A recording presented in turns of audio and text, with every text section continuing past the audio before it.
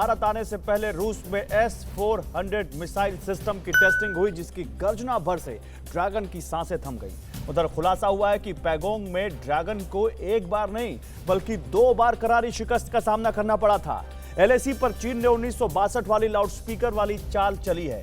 क्या है ये लाउडस्पीकर वाली चीनी साजिश और LAC से जुड़ी क्या है अपडेटेड खबरें आज की, आइए देखते हैं न्यूज टॉप 9 में। सबसे पहले टॉप 9 LAC पर रण।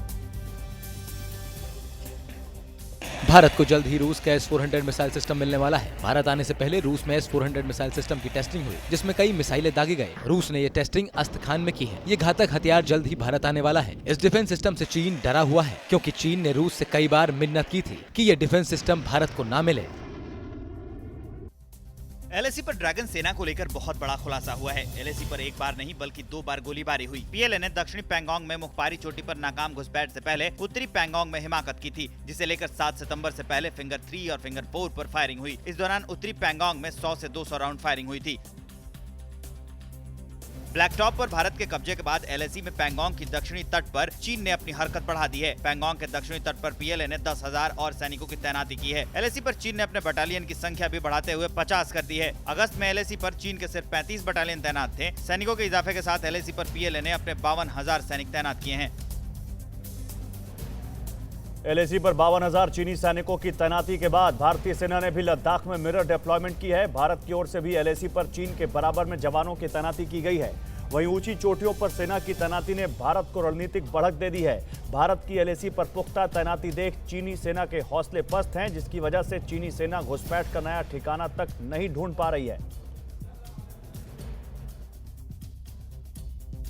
भारतीय सेनाओं के ठंड में डटे रहने की रणनीति देख चीन अब लाउडस्पीकर वाली साजिश को अंजाम दे रहा है। खुलासा हुआ है कि भारतीय सेना को धोखा देने के लिए चीनी सेना ने पैंगोंग में पंजाबी गाना बजाया था, जिससे सेना का अलर्ट कम हो सके। इसके साथ ही चीन लाउडस्पीकर से भारतीय सेना को सरकार के खिलाफ भड़काने की कोशिश कर रहा है। 1962 में भी चीन ने यही साजिश की थी।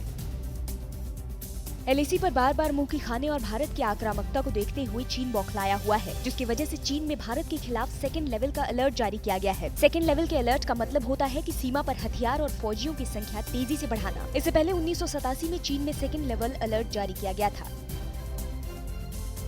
लद्दाख की ऊंची चोटियों पर भारतीय सेना लंबे समय तक टिकी रहे, इसके लिए बर्फीले पहाड़ों पर अहम सड़कों के काम को 15 अक्टूबर तक बॉर्डर रोड ऑर्गेनाइजेशन पूरा कर लेगा, ताकि LAC पर तोप, टैंक और अन्य सामान सीधे पहुंच सके। इसके साथ ही दरबूज, श्योक, दौलत बेग ओल्डी पर मौजूद पुलों को टैंक, ट्रक और ट्रेलर्स का भार सहने के लिए तैयार किया जा रहा है।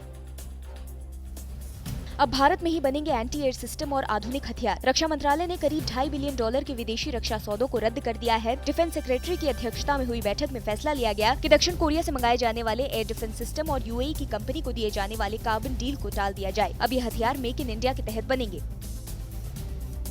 भारत और अमेरिका के बीच defence technology and trade initiative group की 10वीं बैठक हुई। DTTI ग्रुप ने रक्षा सौदों को लेकर अहम चर्चा की, जिसमें दोनों देशों ने मिलकर रक्षा उपकरण बनाने और उत्पादन करने को लेकर सहमति बनी। DTTI के तहत ऐसे 4 वर्किंग ग्रुप बनाए गए हैं जो जल, थल, नभ और एयरक्राफ्ट कैरियर की तकनीकों पर काम करते हैं। अड़ी सोमवार से शुक्रवार शाम 6 बजे सिर्फ TV9 भारतवर्ष पर।